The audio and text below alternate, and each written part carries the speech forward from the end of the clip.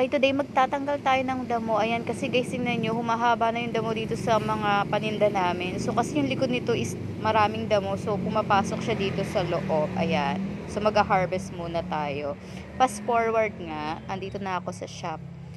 At lalagay ako ng tempered sa mga bagong cellphone na bebenta namin. So, ayan guys.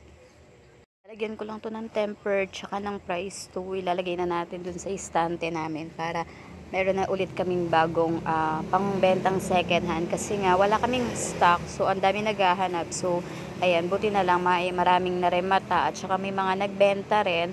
So ayan, yung iba dito guys, napalitan nga pala siya ng LCD kasi usually kaya binibenta to nung iba is basag yung LCD, ayaw na nila ipagawa, so binibenta na lang nila. So ganun yung mga technique dito.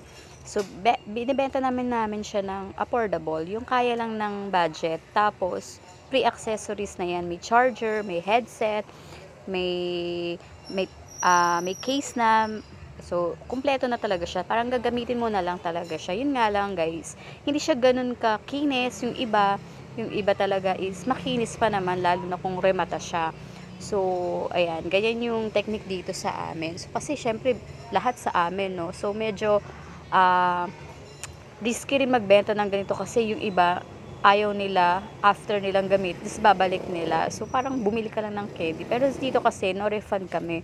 So, kung ano yung ayaw nila doon, so susolusyonan namin yun para hindi nila maibalik sa amin. Kasi syempre lugi kami, no? Nagamit nyo na ng isang araw. Tapos yung iba kasi ganun yung ginagawa, binabalik nila. So, kaya ang inaano namin dyan is wala siyang refund. So, kung may problema, is susolusyonan lang, gagawin lang. So, ganun yung technique dito.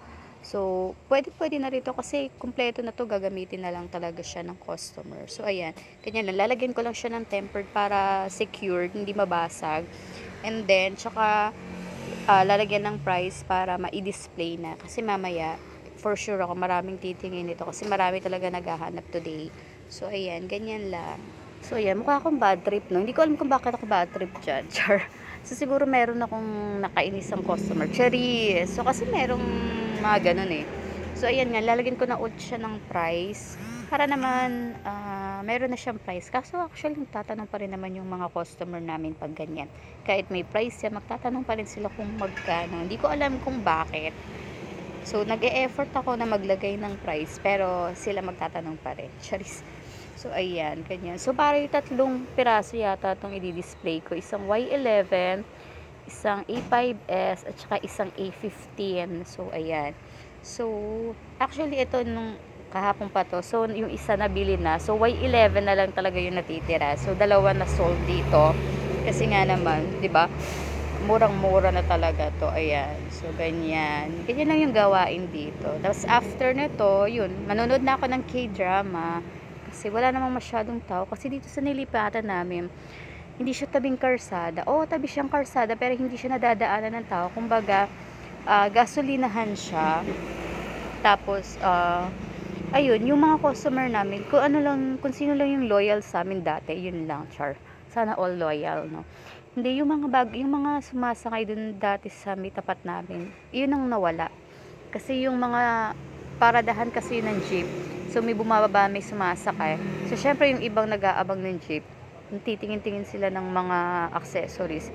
Ayun, nabebentahan kami. Pero dito sa nilipatan namin, so, parang wala siyang tao. Pagdating ng alas 6 talaga, wala na siyang tao. Dati doon sa pwesto namin isa, talaga napakadaming tao. So, parang bumaba rin yung sales namin. Or talagang matumal lang talaga, walang money ang tao. Pero yung mga nagpapagawa naman dito, ayun, sila pa rin naman yung nagpapagawa dito sa amin. Yun nga lang, hindi na sila kagaya ng dati na talagang, as in, everyday talaga, meron kaming customer. Dito talaga mag-iintay ka talaga na may mga ilangan ng charger, yun, sila yung bumibili. So, ganoon.